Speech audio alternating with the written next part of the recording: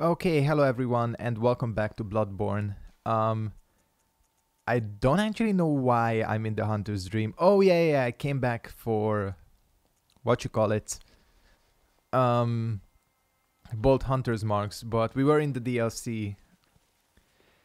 I actually looked up the questline with Adeline. That's the name of the NPC that wants the brain fluid, and well, I said I would do the questline, but I just wanted to look it up to make sure I don't mess anything up. Turns out it's actually better to give her the brain fluid in stages because you need to reload the area each time you give it to her. So if I give it to her, all three to her at once, we just have to reload the game like 3 times, and I don't want to do that. So we'll give it to her in stages. Plus, she gives you some stuff. I think you can actually miss out on some stuff if you don't do it in stages.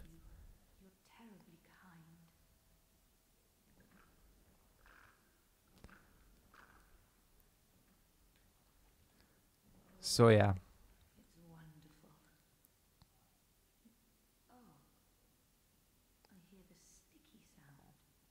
This sticky sound, I don't exactly know what that could mean.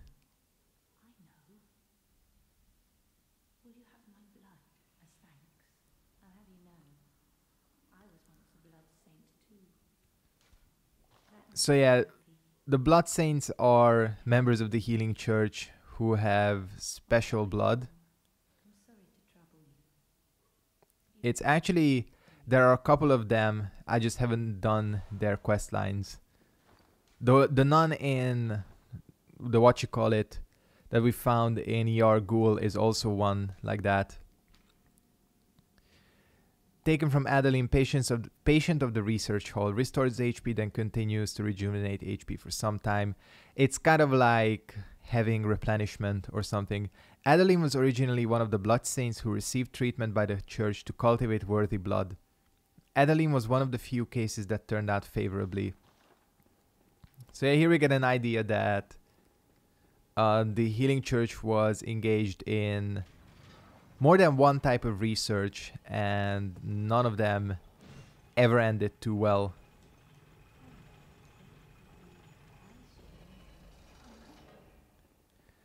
Yeah, we probably have to reload the area for her to ask for more brain fluid. But we'll go up and collect it all the same. I actually also didn't know that each of the brain fluids have different descriptions. So lore-wise, I'll look at all of them.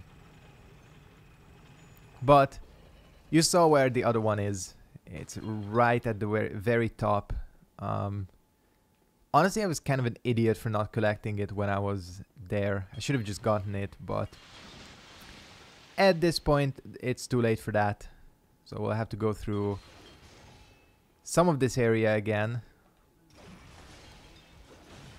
Okay, I thought that would stun you, but apparently not. And then after we're done with the quest line, we'll go to, there's a side area here that you need a key to from Adeline. And then we'll go to the boss. This weapon, I'm really liking this weapon. Glad I chose it as my main. That's a really great thing about this game. Like, even if there are not many weapons, they're all super unique. Actually, probably one of my biggest criticisms of this game was the lack of weapon variety when the game first came out. However, with the old hunters, they actually fixed that. Oh, okay, that was weird. I think they actually fixed that quite well, to be honest. They listened to the complaints and they added a bunch of new weapons. The only thing that's kind of a shame is that there are like not many options for your starting weapon, especially since the saw cleaver is so superior to the other two choices that it's pretty much pointless not to pick it. So yeah, if there ever is a Bloodborne 2, I probably want them to add more starting weapons. So that, you know, the start of each game doesn't feel pretty much the same because you're just running through with the saw cleaver. Alright, this second brain fluid. Extracted from a patient, okay, we know that. In the early days of the healing church, the great ones were linked to the ocean, and so the cerebral patients would imbibe water and listen to the howl of the sea. Brain fluid right inside the head, the initial makings of internal eyes. So yeah, again, this is the earliest days of the healing church, and the first great one the church came in contact with was Ebrietas. I actually made a mistake a couple of episodes ago. Ebrietas is a great one. She's just a great one that was left behind by her kin, like the other great ones. They ascended, and they just like fucking left Ebrietas in the dungeons. So yeah, that was the first great one the church came in contact with, and well, actually no, that's not true, because it was Cause. But yeah, so as the description said, the great ones were linked to the sea and water, and apparently the healing church wasn't actually that far off with their research, as we'll see with Adeline right here. Apparently that might actually be the key to the Eldritch Truth, as we see by the brain fluid, because it seems to be the way to get eyes on the inside, which Master Willem thought that that's the way to ascend to the level of great ones. Oh, do we like actually legit have to reload the area? Because that's kind of annoying. Alright, it looks like we're really actually gonna have to reload. So that's, yeah. Well, we just have to do it. So yeah, again, apparently in terms of ascending to the level of great ones and finding out the so-called Eldritch Truth, Master Willem was probably the closest in actually coming up with a solution, which eyes on the inside seem to be the key. Of course, as evidenced by the brains right here, and what the fuck? I reloaded the area. Is that not... Don't tell me that you actually have to warp back to... Okay, you know what? I might just cut that out. You actually have to go back to the Hunter's Dream. Is that it? Damn. That's kind of annoying. But... Actually, I won't cut it out because I was talking about lore. But... What seems to be the case is that whoever discovers this so-called Eldritch Truth also goes mad at the same time, or gets to the point of being incoherent, as we see by the patients who turned into the brains, or the expanded heads, or whatever you want to call them.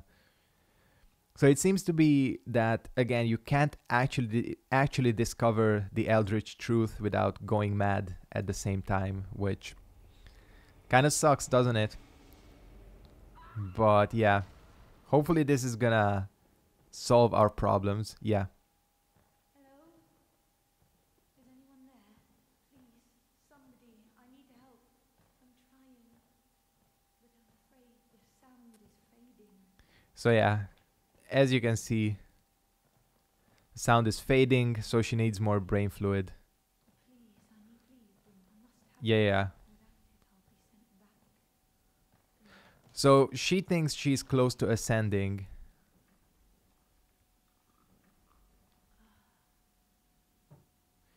And apparently... Take this charm. Okay.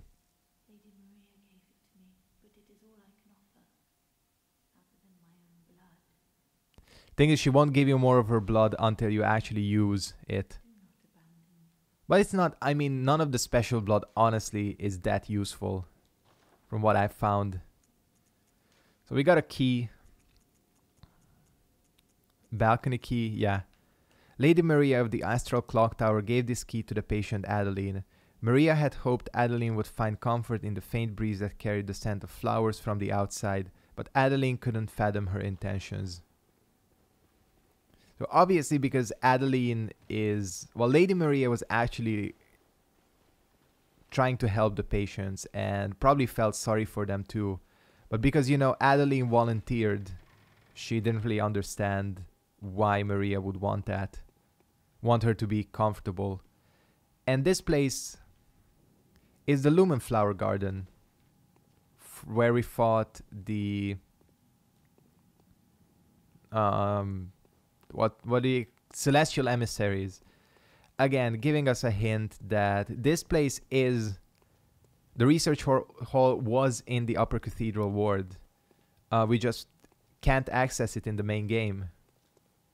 But this place does exist in the real world as well. Probably in reality, the research hall is completely abandoned. But this nightmare version is full of the former patients and all the things like that. We can't act... Oh yeah, we can break that. I actually forgot. And this leads, yeah, to the same place. So what I'm thinking is, once again, like I said, that this is a version of what the Healing Church used to be like in the past. Got a gemstone. Is that it? By the way, I hate jumps in this game. Oh, actually, that kind of sucks because we have to warp back, don't we? Oh, hey there. Actually, you're kind of useless to me because the Gatling gun is upgraded as far as I can. I actually don't know where the Blood Rock is in this DLC. I know there's one somewhere. But... Oh, can you drop down there? Is that a platform? You know what? We might as well... Well, actually, no. I won't be able to take this elevator because... Yeah, then it's gonna take me to the other place. What does happen if you drop down here? Oh, nothing. You're just... Oh. Okay, that was... Did you see that weird lag? Huh. Alright, yeah, we'll just go back. And I might as well reload the area while I'm there. So yeah, I think that's my personal theory, is that we're essentially sort of quote-unquote time traveling. Basically what I think is that when these nightmares or dream worlds are created, it kind of captures a specific moment in time. Just like with the Hunter's Dream and with the other nightmares as well. Maybe except for with the exception of the Nightmare Frontier. You know, I think that maybe the Nightmare Frontier is just simply like in-between place. It's not actually part of a specific nightmare. It's just, you know, it's just kind of there to link areas together. Oh shit, no, fuck, I gotta warp back and come back here. I'm just confused because in the other Dark Souls and Souls games, you can reload an area by quitting, or even using a homeward bone in some games. This one, apparently not. But yeah, interesting. As I said many times, I love the lore of this DLC. I think it's great. And then we haven't even gotten to the... wouldn't say the worst part, but the real secret of the Healing Church.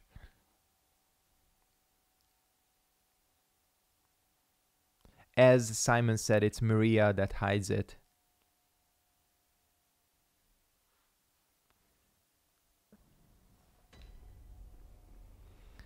So yeah, now if we go to her...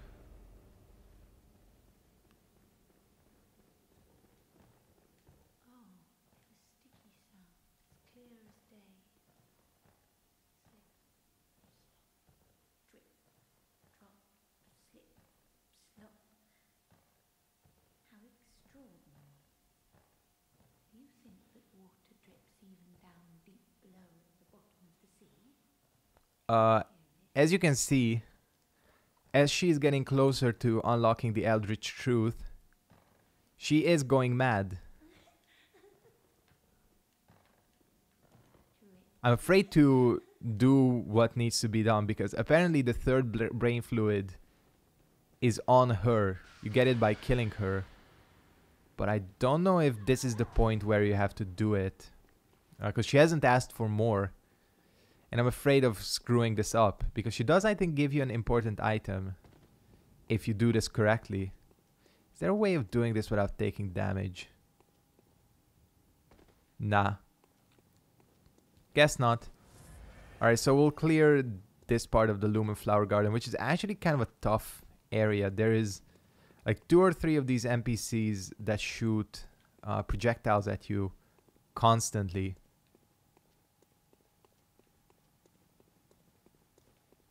Apparently no items here. You can actually just run to the stuff, like do a smash and grab.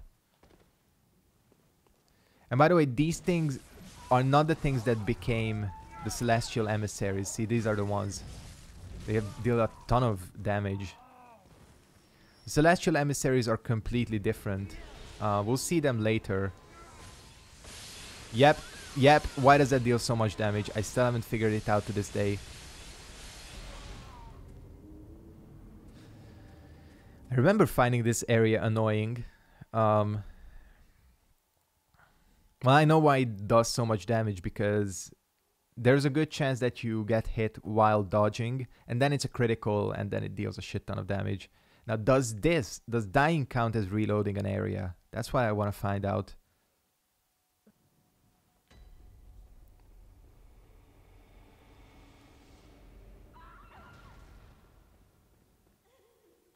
Yep, okay, there we go. See, now she has completely turned.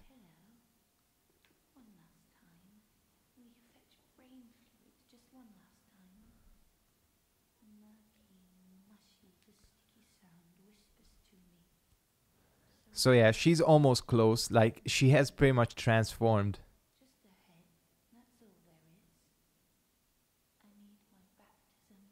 Yeah, she's making no sense.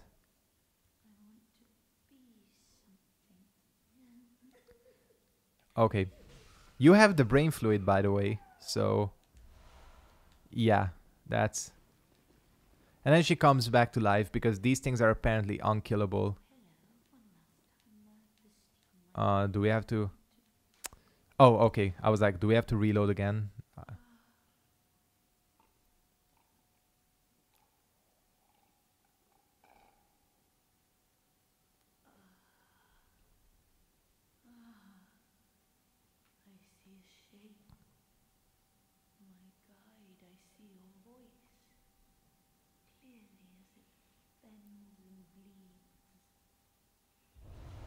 So we just got the milkweed rune.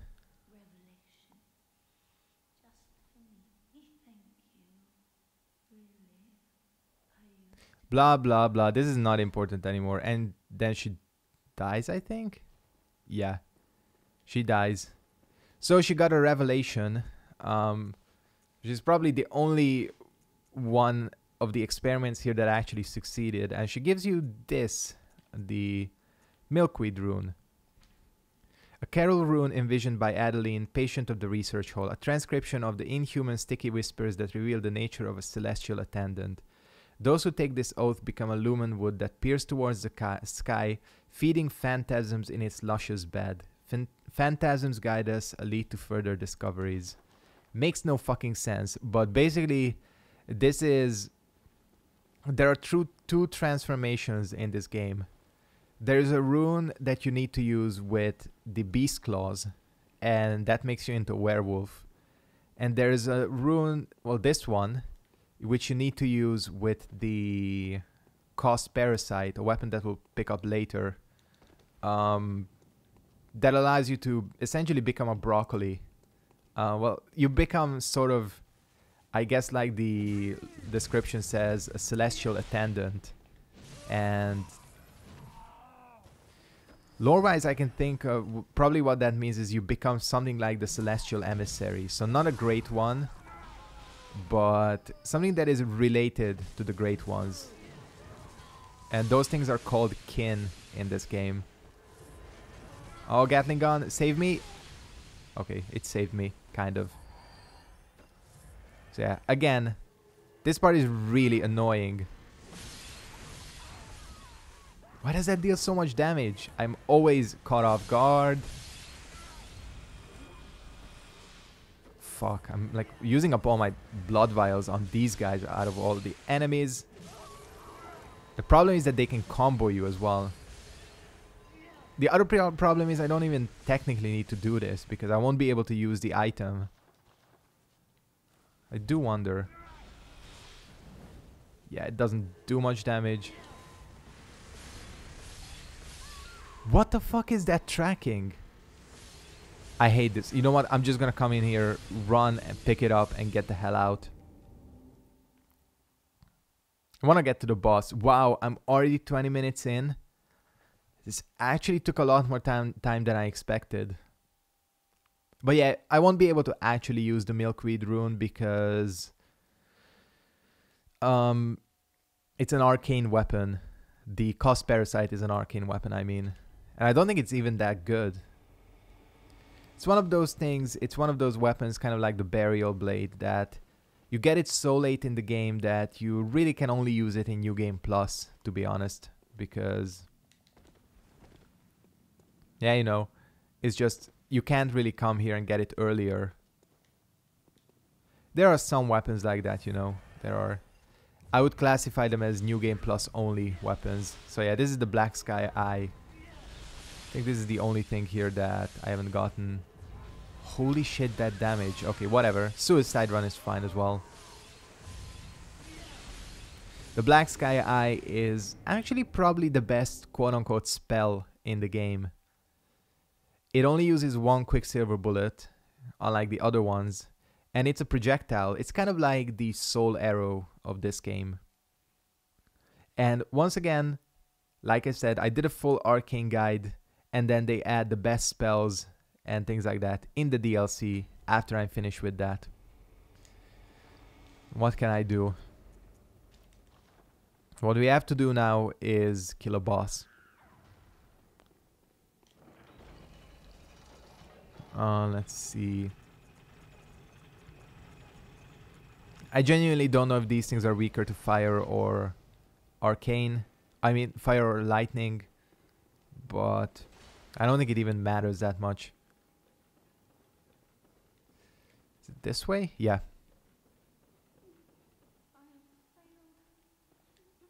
So yeah. Let's go.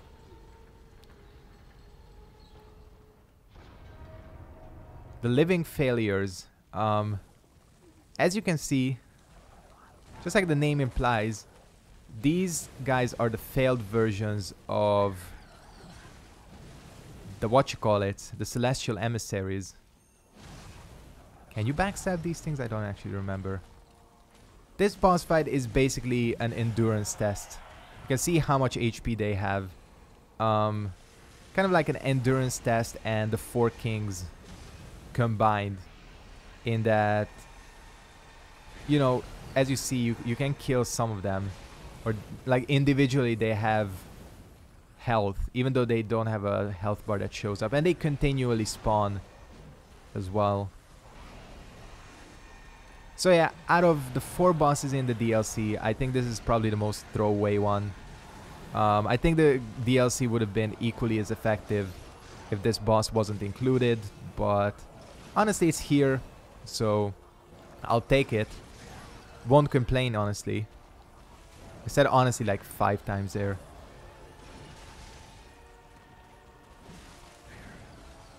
The only thing you have to watch out for is, as you can see, they deal a shit ton of damage. I'm pretty sure you can backstab them. Oh, yeah, that. Yeah, I miscalculated.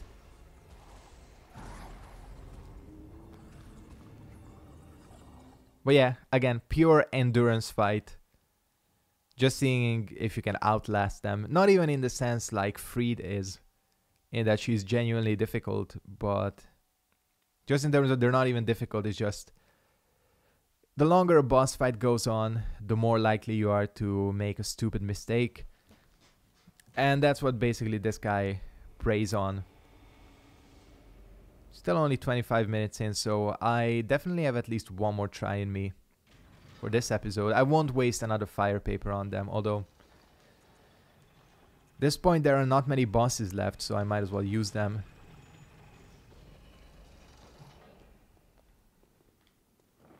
I'll make sure to send this elevator back as well.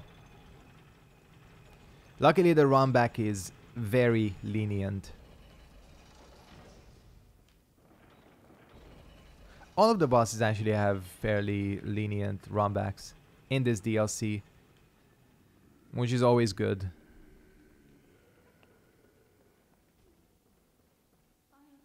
Okay, we know you failed. Let's see if this does any better. Actually, is it? Can't really tell. Maybe you can't backstab them. I'm pretty sure it's dealing no, like, significant damage. The lightning buff, I mean. Seem to be dealing about the same as before. Oh. Oh, there's a way to misjudge distance. Why don't I go unlocked? Yeah.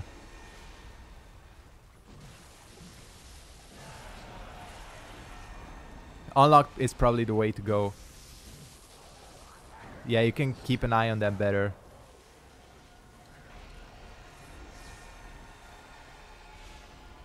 Plus they have one kind of nasty attack, which...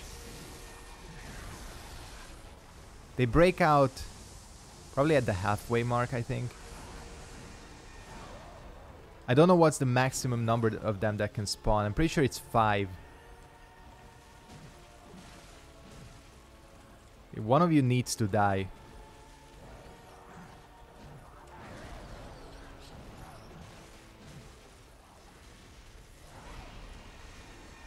Yeah, and they do fall into 2 categories. There's melee ones and ranged ones. Yeah, there they go. Oh no, I thought they were doing their big attack. But they're not. See, like, there's ones that use ranged attacks more. Others use melee more.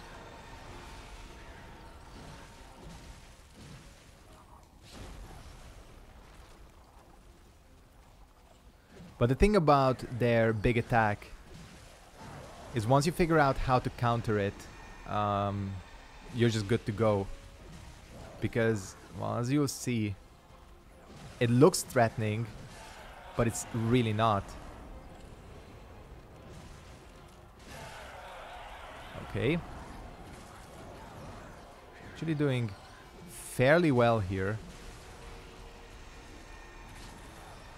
Better than before. Just I don't want to get comboed to death.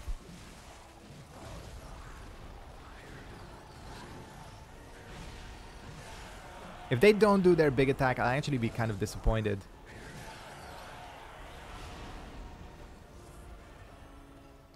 Come on, guys. There they go. Yeah, this is it. So it looks all threatening and shit, but it's actually really easy to avoid because... oh. That sucks. The thing is, the projectiles always come from the same direction. So they always come from, like, up there. So all you gotta do is stay where I stayed, and you're unlikely to be killed. Yeah. It's one of those things that's probably gonna trip you up the first time around and then never again.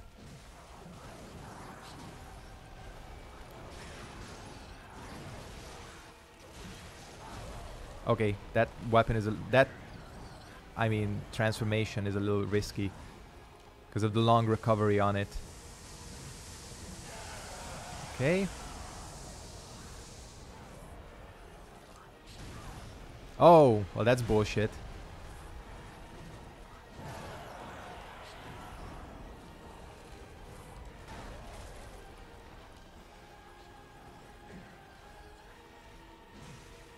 Pretty close now.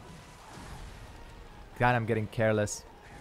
I'm using up a lot of vials too. Oh, look at him like running after me. It's quite the run animation.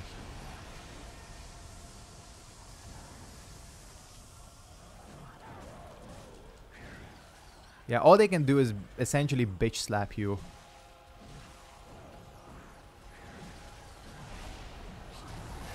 Yeah, cool. Living failures, 2 tries. That's about it. Nothing more to say about this boss. Again, it's probably kind of a throwaway. Except for the fact that, you know, they were the prototypes, I guess, of the Celestial Emissaries. If you don't know, the thing about this DLC is that initially it was gonna be divided into 3 separate DLCs. Yeah, I need to go farming again. So you would have the first section with Lawrence, the second part would be the research hall and Maria, and then the third part would be the fishing village. And they scrapped that idea because I think they felt like each of the sections on their own are kind of lacking, which I think they did a good thing, and they just combined all the DLCs into one. So I actually really like that because it is a more coherent package this way. But I'm gonna stop talking now because I think it's time to end the episode. I'll go and farm for blood vials and we'll pick it up with probably one of the hardest bosses in the game in the next episode. So thanks for watching, hope you enjoyed this episode, and goodbye.